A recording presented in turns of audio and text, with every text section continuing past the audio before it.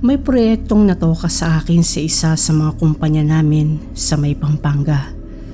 Minor project lang ito pero kinakailangan ko na magstay in since malayo ito sa inuwian ko at wala pa akong sariling sasakyan ng mga panahon na iyon.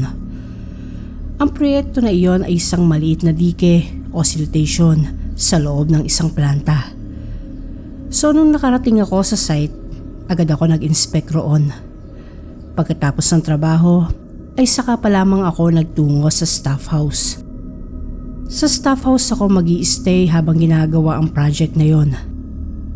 Ang staff house ay isang 2-story na bahay kung saan ang ibaba ay nagsisilbing opisina habang ang second floor ang siyang tulugan ng mga stay-in na empleyado. Iyon ang unang beses ko na mamamalagi sa lugar na iyon. Umakyat na ako sa spiral na hagdan para ako makapagbihis na at makakain ng hapunan. Halos nasa bungad lamang ako ng hagdan na magiging kwarto ko. Bali 3 kwarto ito. Yung nasa kanan ay okupado ng babaeng sekretarya sa planta habang yung nasa kaliwa ay kwarto ng mga lalaking empleyado. Yung isang kwarto sa gawing dulo ay 3 lalaki din ang nakaukupa. Sa loob naman ng magiging kwarto ko ay may 2 okupante pa. Double deck ang mga higaan. Wala namang kaso kahit sa taas ako mahiga. Hindi ako maselan, pero dahil sa ilang linggo lang naman ako na magtatagal doon, ay nagmagandang loob ang isa sa mga kasamahan ko na okupahin ko na ang kama niya at siya na lang muna ang matutulog sa taas. Sa hiya ay tumanggi ako, pero naging mapilit ito kung kaya napapayag na rin ako. Mga Kapampangan ng mga ito. Akala pa nga nila ay Kapampangan ako kung kaya kinausap nila ako sa dialektong Kapampangan. Sir, taga-saan ka? Ngayon ka lang namin kasi nakita. Parang hindi ka namin napapansin sa main office. Hindi ako lumaki sa Pampanga, pero dahil sa maraming pagkakataon na nadedestino ako sa ilang bayan dito, ay nakauunawa na rin ako ng dialekto nila kahit paano. Sinagot ko ito ng Tagalog. Sapat na iyon para maunawaan nila na hindi ako bihasa o nagsasalita ng kanilang lengguwahe. Anyway, yung unang gabi ko sa bahay na iyon ay kakaiba.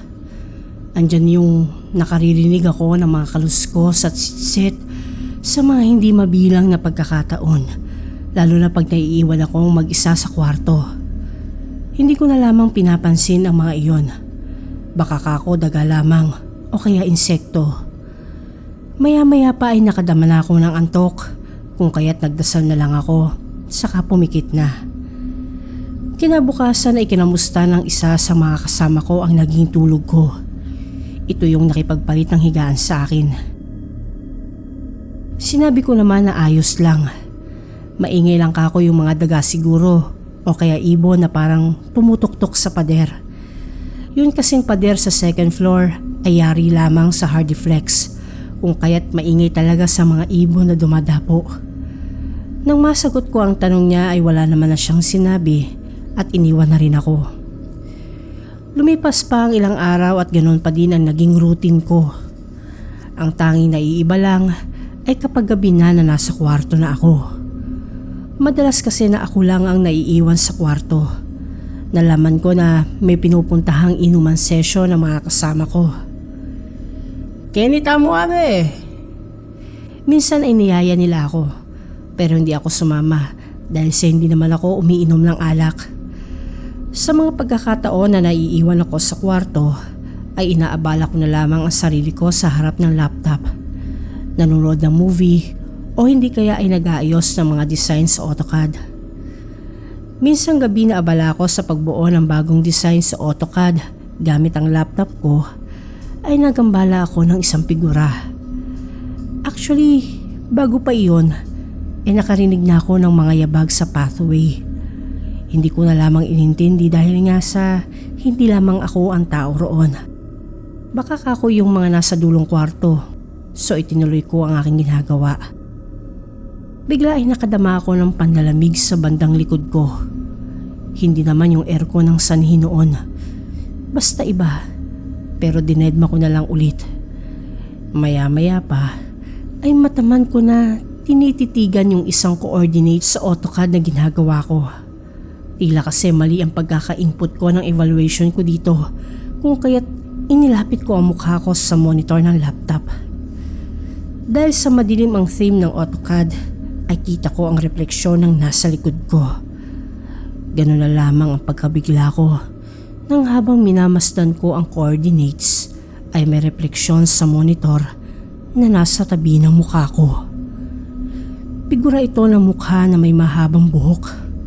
Malabo ang itsura ng mukha, pero sa hinuha ko ay babae ito dahil nga sa buhok.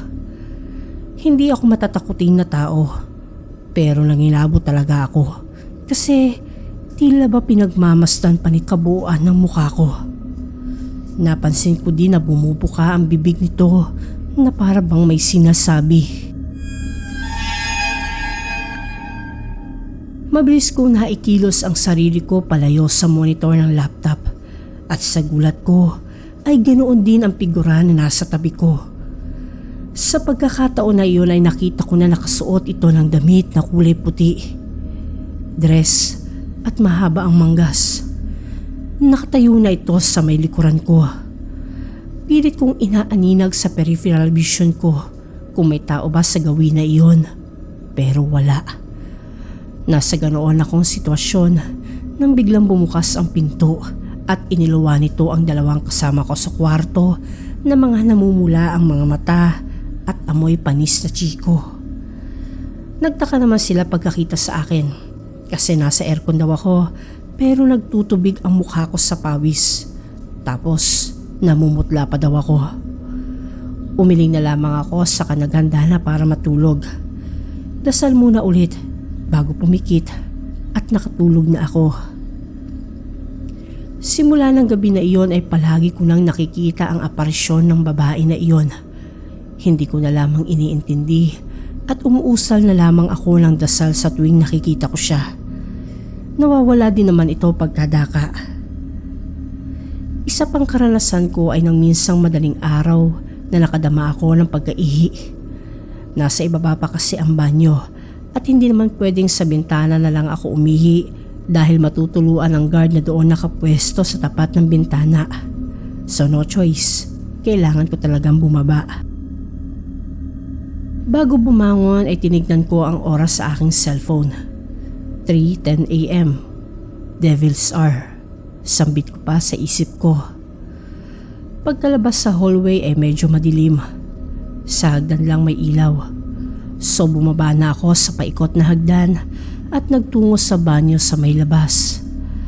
After nun, umakyat na ulit ako sa kwarto. May ilang baitang pa lang ang natatapakan ko nang may nakita ako na bata sa itaas ng hagdan. Sa tansya ko ay nasa edad 5 o 4 ito. Lalaki at nakasuot ng kamiso de chino na pantaas at maong na short. Sa wari ko ay naglalaro ito. Base na rin sa braso niya na nakadipa sa railing ng hagdan habang tila nagpapadaos-dos pababa. Pero hindi naman siya dumadaos-dos kasi makitid at paikot ang hagdan tapos bakal pa. So sinaway ko ito. Sinabi ko na bawal maglaro doon at baka mahulog siya. Tumawa lang ito saka tumakbo na paakyat kaya ako ay humakbang na rin pataas. Nang marating ko ang pathway ay wala doon ang bata. Naisip ko na baka pumasok na sa kwarto ng nasa kabilang dulo. Tumuloy na ako sa kwarto, saka muling humiga. Bago ko tuluyang ipikit ang mga mata ko, ay may napagtanto ako. Ilang araw na ako na naroroon, pero wala naman akong nakakasalamuhan ng bata sa bahay na iyon. Kinilabutan ako, pero gaya ng dati, ay nagdasal na lamang ako. Nang mga sumunod na gabi, wala akong nakita na aparisyon pero andyan yung nakaririnig ako ng sitsit, yabag na may kasamang parang kadena na hinihila, mga bulungan at kung ano-ano pa na sobrang nakakadistract. Nariyan din yung kapag tulog na ako ay nakakaramdam ako ng malamig na bagay sa may likuran ko at may humihila ng kumot ko na nakabalot sa akin. Sa tuwing ganito ang senaryo ay hindi ko hinahayaan na pangunahan ako ng sindak. Bagkus ay umuusal agad ako ng dasal. Sa kabutihang palad naman ay nilulubayan ako ng mga ito. Nang huling araw ko na sa planta, naisipan ko na magtanong sa mga kasamahan ko. Napag-alaman ko na walang batang occupant sa second floor. May mga bata naman sa planta pero hindi daw nagagawi ang mga iyon sa tulugan namin, lalo at ganoong oras. Dito ko din nalaman na matagal na raw talaga na nagpaparamdam at nagpapakita sa kanila ang mga ito. Iyon daw ang dahilan kung bakit hindi nila pinapatay ang ilaw sa kwarto namin kahit matutulog na at kung bakit nakikipag-inuman sila gabi-gabi. Gusto kasi nila ay diretsyong tulog na. Yung hindi na nila makikita o mararamdaman yung mga kaluluwa na iyon. Napatawa pa nga ang mga ito kasi akala nila ay hindi ako pinagpaparamdaman o pinagpapakitaan ng mga ito. Ayon sa kanila ay isang babae at bata ang may likha ng mga ingay na iyon. Ilang beses na nilang pinakiramdaman at mas nakumpirma pa nila simula nang magkwento ako. Dahil dito, mas nakadama pa sila ng takot at halos manginig pa nga ang isa sa mga ito. Nang paalis na ako at pasakay sa company service, ay hindi ko naiwasan na hindi tapunan ng tingin ang itaas na bahagi ng bahay. Nang ilabot ako, pagkakita sa dalawang aparisyon na nakadungaw sa may bintana at mataman na nakatingin sa akin.